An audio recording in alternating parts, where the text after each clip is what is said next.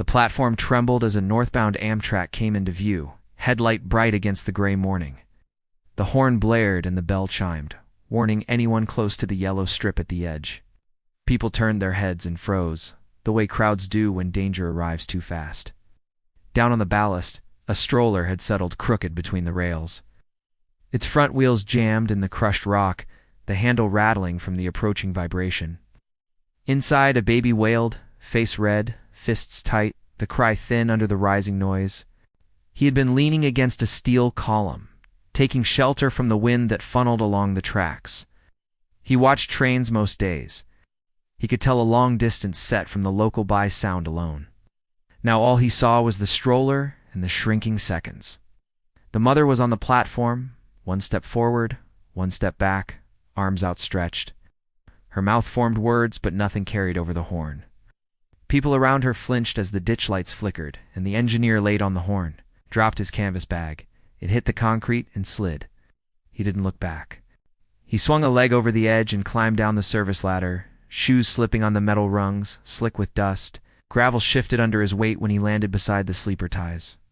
He grabbed the stroller handle and yanked. It held. The jammed wheels skittered, then locked again. The horn blasted longer, the rails singing with pressure. Someone shouted to stay back. Someone else covered their eyes. The mother couldn't move. He let go of the stroller, wedged a shoulder against the frame, and put both hands under the carrier. The train bore down, headlight white, the rush of air already in his face. He lifted. That morning began like most of his mornings. He woke under the overpass near the rail yard, tucked behind a concrete pillar, where wind broke enough to keep the chill off. He rolled his blanket, slid it into his canvas bag, and started the walk toward the station. He liked arriving before the rush. The big board still showed more delays than arrivals. The floor crew pushed yellow mop buckets across the concourse. Coffee drifted from the kiosk by track 6. He stood by a window and watched the first regional pull through, cars rocking slightly as they crossed a switch. He listened to the clatter over the joints and the hiss when the brakes set. The rhythm calmed him more than sleep did. A transit police officer passed by, the same one who usually eyed him, but rarely said anything. Today the officer gave him a longer look and kept moving.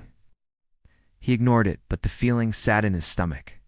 He walked the platform edges at a safe distance, hands in his pockets, counting car numbers as they rolled by. He knew which engineers waved and which didn't. He nodded back anyway. Around 9, the station filled. Business travelers angled their rolling bags on the tactile strip. A school group crowded near the benches, their teacher counting heads again. He took a seat under the digital clock and watched people help each other with luggage. He liked small moments when someone said thank you and meant it. A woman pushed a stroller past him, a little boy staring beneath a knit cap. The boy's eyes were wide and steady at the moving trains. He kept his distance and watched a maintenance truck rattle along the far service road. The morning was steady. Nothing suggested what would happen later. She had planned her morning with careful precision. She parked in the garage above the station and strapped her son into the stroller. They took the elevator down to the concourse. She checked the time. She wore a fitted coat and carried a tote with documents for a meeting across town. The plan was simple. Take the regional 2 stops, sign papers, be back by lunch. Today felt heavy because she was doing it alone. Her son was 9 months old and alert. He liked the station lights and the sound of footsteps. Kicked his feet when the announcement chime sounded. She smiled and touched his hand through the blanket. She ordered coffee and balanced the cup in the stroller tray. The brake clicked when she said it. She tapped the handle twice out of habit, then checked the strap over the baby's waist. A man brushed past her shoulder and said sorry without looking. She stepped aside and let him rush on. The station filled with new noise as a late train emptied, voices spreading across the tile. She texted her assistant that she might be a few minutes late. The reply came back with a thumbs up. The meeting could wait a train or two. She checked the stroller again and rolled toward track 4, following the overhead signs. The platform was crowded near the middle, so she moved toward the far end where there was space to breathe. The bell on a departing train began to ring. Wind lifted a corner of the baby's blanket. She set it right and tightened the strap. She did not see the small stone nudged under the front wheel, or the way the brake sat on the edge of catching and not catching. She only felt the push of the crowd. He noticed the stroller again near the far end of the platform. The mother had settled there where the crowd thinned. The yellow tactile strip ran like a warning rug along the edge, bumps neat and regular. He kept 2 paces back from it out of habit. A local shot through on the opposite track, bell ringing, wind curling along the platform. The stroller shook and then stilled. He watched the mother press the brake with her toe and tug the handle once more. Announcements rolled on. Track assignments changed twice. People shuffled and reformed lines. The mother took a call, the phone cradled between shoulder and ear while she reached into her tote for tickets. He could hear the baby's sounds between the loudspeaker and the wheels of a passing baggage cart.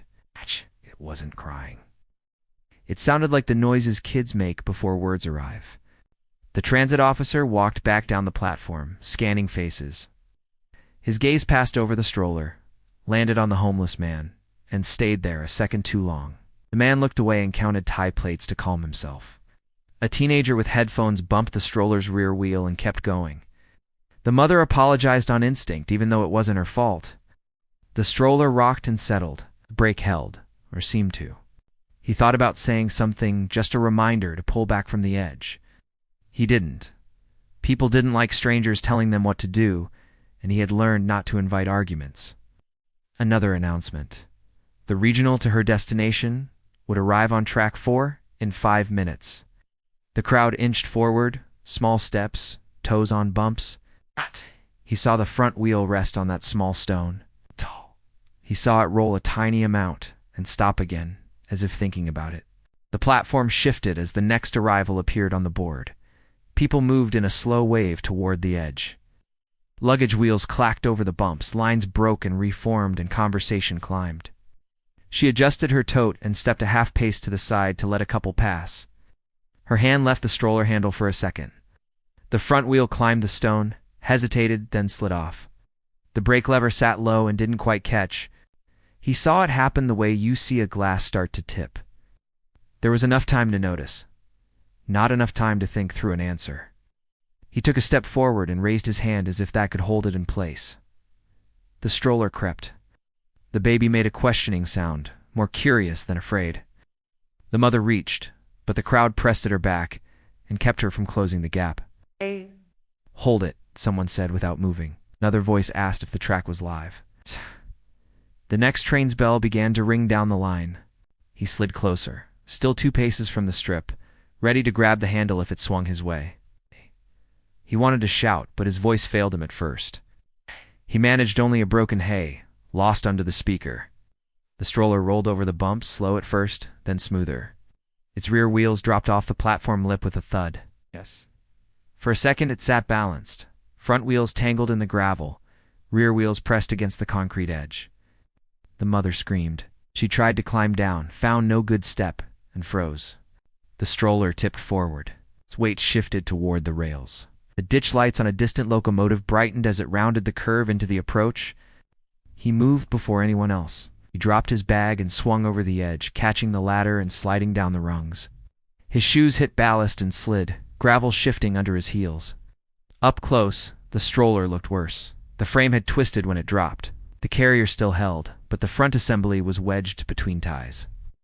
The baby cried louder, voice thin under the roar building on the rails. He tried the handle first. It wouldn't give. Put his shoulder into the frame and felt it grind, but not lift. The horn sounded again, longer, and wind pushed at his jacket. "Back!" someone shouted from above. He ignored it and reached under the carrier, fingers searching for the latch. He found it by feel and pressed until it clicked free. The carrier came loose a few inches and then hung up on a bent tab.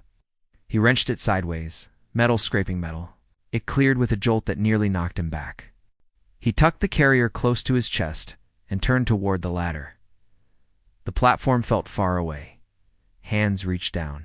The mother's face was pale and fixed on the baby. The horn flooded the air, and the headlight filled his vision. He climbed the first rung, then the second, pushing the carrier upward as far as he could reach. Someone grabbed the handle and pulled, shoved from below, and felt the carrier lifted from his hands. He froze for a blink as weight left his arms. The stroller frame remained on the track, caught fast. He turned sideways to climb. The locomotive swept past a breath later. Wind slammed him into the wall as the frame shattered beneath it. He pressed himself flat and counted the cars until the last one cleared. When the noise faded, dust hung in the air and paper scraps cartwheeled along the platform. He stayed pressed to the wall until the last vibration left the rails, then turned and reached for the ladder again. Hands appeared over the edge. Someone called it clear. He climbed the rungs and let a man in a suit grip his wrist. He was pulled onto the platform in one hard motion that left his knees weak. The baby was safe in its carrier, now in the mother's shaking arms. The child had stopped crying and was making soft hiccup sounds. The mother couldn't seem to look away from his face, checking every second that he was real. "Sir, step back," the transit officer said, moving in with practiced certainty. The officer's eyes flicked from the broken frame below to the man's scuffed shoes and back again. People started talking at once. Some were sure they saw him jump. Others were sure they saw him push. The officer took the worst version and acted on it. "Hands where I can see them." The man lifted his palms. He tried to say that the latch stuck and the carrier jammed, but the words tangled in his throat. The officer turned him toward the wall and snapped a cuff on one wrist. "Wait," a bystander said. He pulled the baby out. The officer didn't look up. The second cuff clicked home. Cold metal bit into skin. The mother finally tore her eyes from the child. She saw the cuffs. Her mouth opened, but nothing came out at first. She took a breath that shook and tried again. "He saved him," she said. "He saved my son." He didn't push anything. The officer hesitated but kept his grip. Procedure held while doubt crept in. They moved him to a bench near the end of the platform, away from the crowd and the twisted metal below. The officer radioed for EMTs and for a supervisor, voice clipped, eyes still tracking the man as if he might run. He didn't run. He sat with his hands cuffed behind his back and watched the mother cradle the carrier. An EMT checked the baby with quick motions and nodded that he seemed fine, but recommended a hospital visit to be safe. "What's your name?" the officer asked. Pulling a small notebook from his pocket, the man gave it. The officer wrote it down and asked where he was staying. The man glanced toward the concourse and said he had no fixed place. "What were you doing on the tracks?" the officer asked. The man said he went down because the stroller fell. The latch stuck and needed a hard press. The train was closer than it looked. The officer asked why he was near the stroller in the first place. The man looked at the ground. He said he likes trains and watches them. Said he was keeping his distance until the stroller started to move. The supervisor arrived and listened to the officer's summary, eyes shifting to the mother and back. The supervisor's questions were shorter. Was there a video feed? Did anyone actually see a push, a dispatch call for footage from the concourse cameras? The mother stepped closer, still holding the carrier against her chest. She spoke softly to the baby and then looked at the officer. "He saved him," she said again, steadier this time. "Please take off the cuffs." The officer didn't answer. He looked toward the supervisor, waiting for a decision that hadn't arrived. The supervisor asked the mother to give a statement while the EMTs finished their checks. She nodded and kept her eyes on her son as she spoke.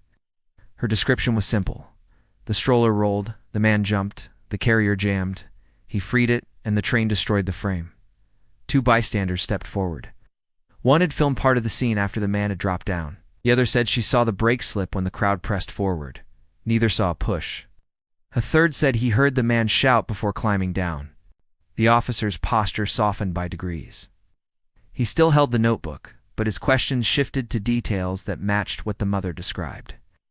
How many seconds passed before the horn sounded? Where was the stroller when she last touched it? Did anyone bump it directly? The supervisor told dispatch to pull the platform camera footage in the concourse feed. The station manager arrived with a small radio and promised to bring clips to the office soon. Finally, the supervisor nodded to the officer. Cuffs clicked open. The man sat forward, rubbing his wrists. The officer started to say something and then stopped, looking for better words. "I'm sorry," he said at last. "I had to make a quick call. It wasn't enough, but it sounded honest." The mother stepped closer to the man. "Thank you," she said. "You saved my son." She added his name, now that she had heard it, and it landed softly between them. An EMT suggested they all go to the hospital for an evaluation. The supervisor agreed and said statements could continue there. The man looked toward the tracks, then to the carrier, then to the exit. He nodded. He would go where they asked. They rode in the same ambulance, separated by a short aisle. The baby's carrier was strapped to a gurney with the mother's hand on the handle. The man sat on a bench, knees braced, watching the lights flicker on the ceiling with each bump. At the hospital, a nurse took the baby's vitals, while another checked the man for scrapes. Gravel cut a line along his forearm, and the cuffs left red marks on his wrists. He answered questions quietly and declined pain medication. The officer and supervisor finished paperwork in a corner. When they finally approached, their tone had shifted toward routine and away from suspicion. The mother stayed close to her son and kept thanking the staff for moving quickly. She thanked the man again every time their eyes met.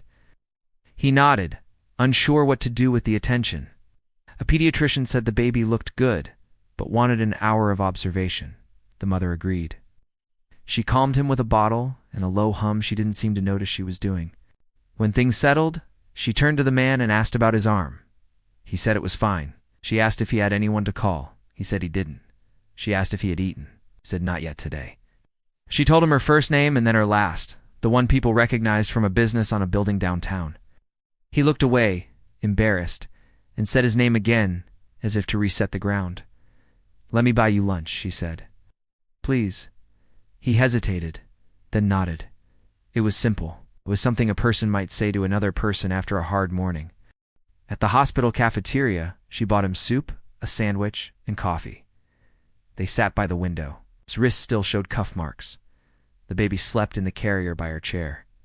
She thanked him again. He said he just acted. He liked trains and spent mornings at the station. She said dependable schedules calmed her. That detail loosened conversation. An administrator brought forms. He printed his name. She filled lines with steady handwriting. When done, she slid a card across the table with her number. The transit supervisor stopped by. Camera footage matched her account. The officer apologized, eyes tired. No charges, only statements. The supervisor asked about transportation. She offered a ride. He hesitated, then agreed. She needed a new stroller anyway. Discharge papers arrived, and they took the elevator down. He held the doors while she guided the carrier and thanked him again. Outside, taxis idled and buses hissed. She strapped the carrier into a cab and checked it twice. He sat up front, watching traffic in the viaduct where a commuter train passed. At the store, he waited near the entrance while she compared models. She talked features out loud: locking brakes, fixed wheels, 5-point harness. He pointed to a simple design with a loud brake. She bought that one in new blankets. At checkout, she asked if he needed clothes. He admitted he could use a jacket. She added a plain shirt and a coat to the pile. The taxi dropped them at the shelter. She handed him the bag with the coat and shirt. She called it repayment, not charity. He believed her and said thank you. He watched her cab merge into traffic. Train passed overhead, brakes squealing. He tucked the card into his pocket and went inside to check in. The shelter lobby smelled like disinfectant and coffee. A bulletin board listed rules for curfew, storage, and quiet hours. A staffer scanned his old ID and found a bed upstairs, carried the bag to a locker, folded the shirt, and slid the coat onto a hook. Hot shower turned his shoulders red. He watched gray water swirl away until it cleared. In the dorm, he dressed in laced shoes failing at the toes. He tucked the card into the coat's pocket so it wouldn't bend. He sat a minute and breathed slower. A caseworker met him near the vending machines. She asked about the incident, then about goals. He said work would help. He preferred schedules, anything tied to the station. She circled openings for platform cleaning and overnight concourse sweepers. He would need a referral and a safety course. She could set that up tomorrow if he arrived at 9. His phone buzzed at the charging station. A new text came from an unknown number. It was her. She asked if he was settled and if the coat fit properly. He typed slowly, said the coat fit, and thanked her again. She replied, "Message anytime, especially if he needed help with job forms or references." He slept hard and woke before dawn. The dorm windows faced the viaduct. Freight clanked through the yard, couplers banging in uneven rhythm, counted cars until the sound faded. He made his bed, signed out, and walked to the station as the sky lightened. Cleaning crews pushed yellow buckets along the concourse. The board ticked over to new times. He sat under the clock. A regional eased in, brakes hissing, felt steadier with a plan and the card in his coat. He would meet the caseworker at 9. He arrived early, took a chair, and reviewed the referral sheet. The caseworker greeted him at 9 with a clipboard and a booklet labeled Safety Orientation. The course covered radio calls, staying behind the yellow strip, and what to do if a passenger fell. He signed that he would not work on live tracks and would report hazards immediately. A facilities coordinator joined with a scheduled grid. Openings were thin, but a midnight concourse shift needed coverage. If he passed orientation and a quick check, they would try him tonight. The coordinator asked about steel-toed shoes and gloves. He had neither. The caseworker said a small fund could cover basics. He would meet at the supply room after lunch to issue gear. He stepped outside and texted her an update. She sent back, "Proud of you." He stared at the words longer than he meant to, then pocketed the phone and walked to the station. The transit officer found him near the kiosks. The apology was clear. No qualifiers. The officer said he had requested extra platform safety checks after yesterday's near miss. They stood under the loudspeaker as an announcement rolled by. He shook the officer's hand. It felt like closing a door on a room he didn't want to visit again. In the afternoon, he met the caseworker at the supply room. The clerk issued boots, gloves, and a reflective vest. He signed for a broom, dustpan, and a cart. The coordinator pointed out service corridors, a break room, and the muster point if an alarm sounded. He practiced radio phrases with a borrowed unit until they felt natural. At dusk, he ate a quick dinner and waited by the staff entrance. The platform lights clicked on in a long line. He felt nervous, but the schedule helped. His first night shift began at midnight with a short talk. The supervisor reviewed tasks, pointed out spill kits, and reminded everyone to keep carts behind the line when trains entered. He started with the concourse. He swept litter into the barrel, wiped benches, and changed to bags near the escalators. The radio crackled codes. He answered with his assigned number. Every arrival pushed a small wave of cups across the tiles. Timed passes so the floor looked clean just after a boarding call. That small victory felt solid. At 2, he joined another worker on the platforms. They kept to the safe zone and rolled the cart in short moves. A guard light blinked on a parked set while cleaners worked inside. Under the canopy, he looked along the rails. Even empty, the track hummed faintly. He noted the cab car's number and the marker lights. Old habits returned without effort. Before dawn, the crew met in the break room. They signed logs and turned in radios. His hands were sore, but the soreness had purpose. The supervisor asked him to return. He stepped outside to a gray morning and texted, "First shift complete." She answered, "Proud of you again." She added a coffee emoji and asked about meeting by track 3. He napped at the shelter and returned mid-afternoon. She waited with the new stroller, safely back from the edge. The baby watched a slow freight roll along the far track. They walked well behind the strip. He explained why the horn pattern changed on approach and departure. She listened and asked questions that showed she understood. Before leaving, she handed him a paper cup. Real coffee, not break room coffee, she said to text after his next shift. He said he would and meant it. He fell into a rhythm over the next few nights. Toolbox talk at midnight, concourse sweep, platform pass, break room coffee, end of shift logs. The pattern steadied his head and hands.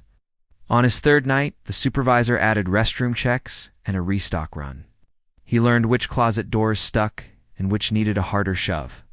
After the shift, he texted her outside the staff entrance. She replied she was heading to a market near the station and asked if he could help carry a few things. He met her on the sidewalk where delivery trucks idled. The stroller sat well back from the curb. He lifted 2 bags and walked alongside as she steered.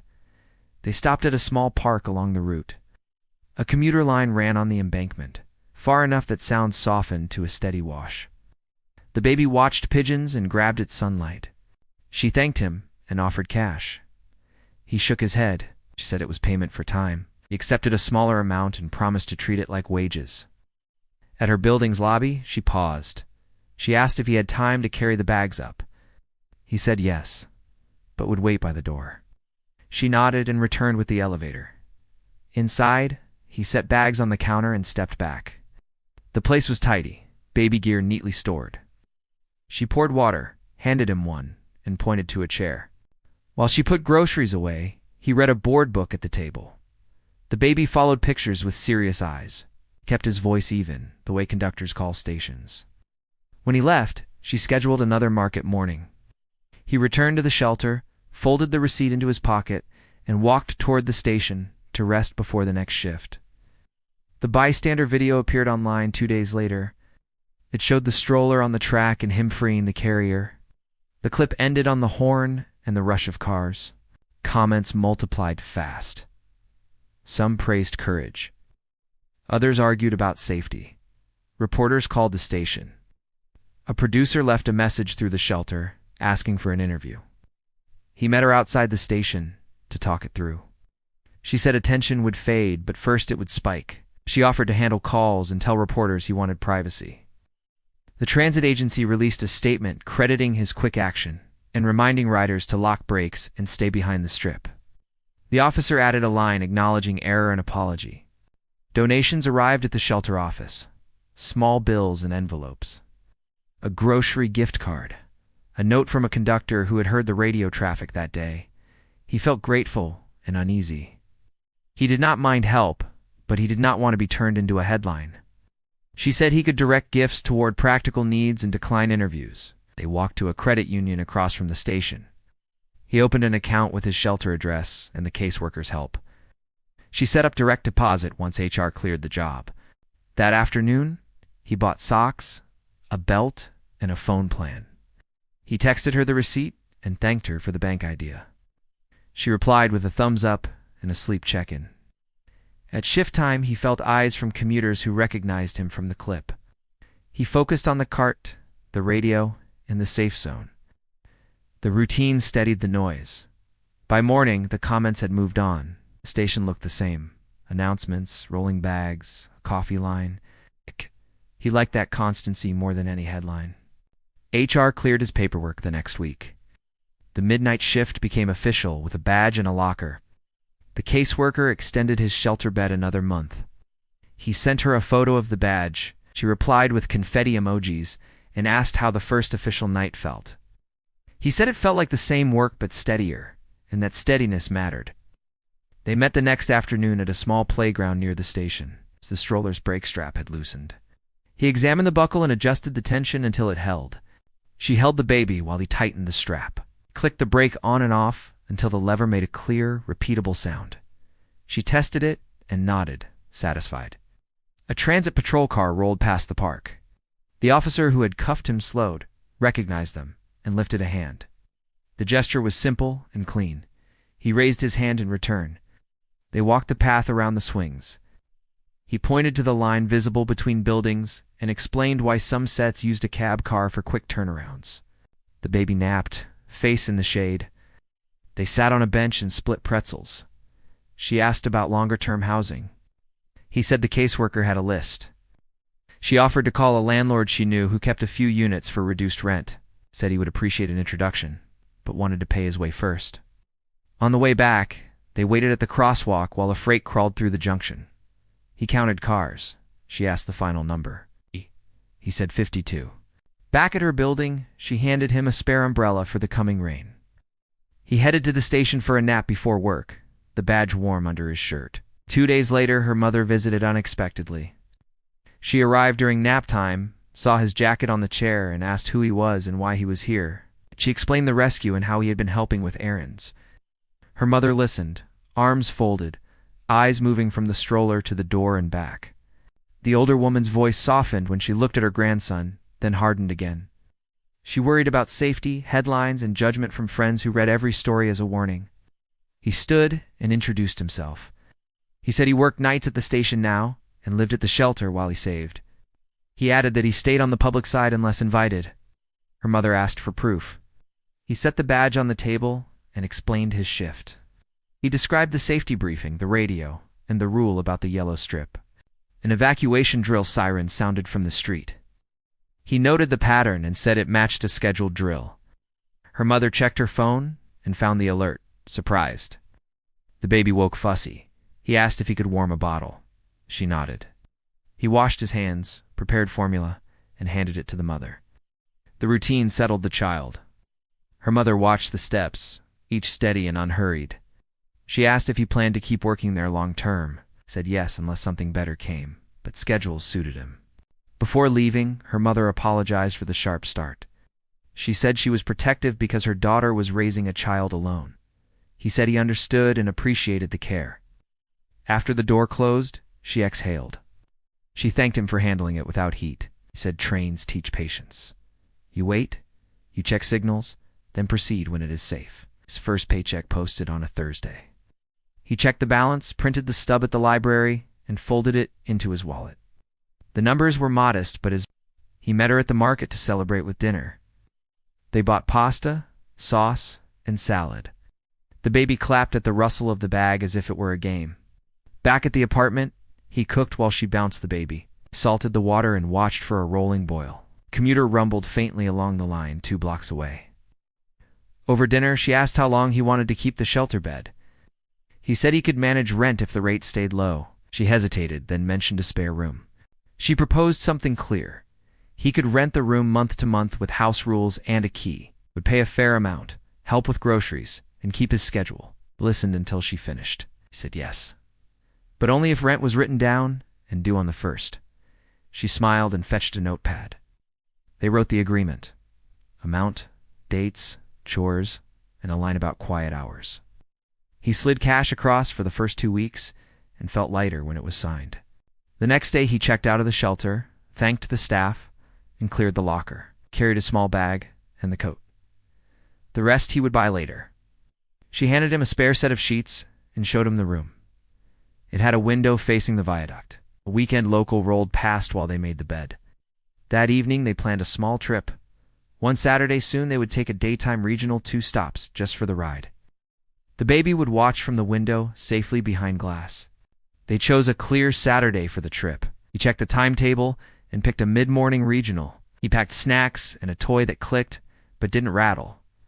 At the station, he kept the stroller behind the strip. He showed her how the brakes sounded when it caught and how the front wheels locked straight. She practiced once and smiled. The transit officer spotted them. He asked about the baby and laughed at the toy. He cleared space near the accessible door and nodded them forward when the train arrived. The conductor lowered a bridge plate and waved them aboard. He lifted the stroller's front while she steadied the back. The baby's eyes widened, then softened as the car settled.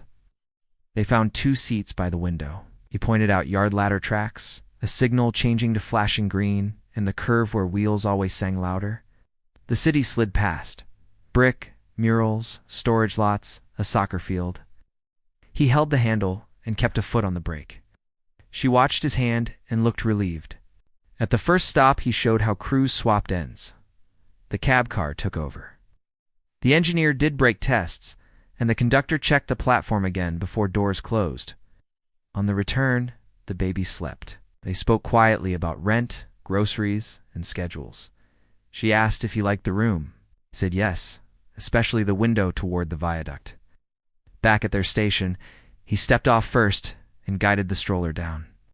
He paused behind the strip, checked the brake, and nodded. They thanked the crew and joined the weekend crowd. Outside, sunlight warmed the sidewalk. She linked her arm through his. The baby stirred, sighed, and settled. A passing set rang its bell, and the 3 of them turned together.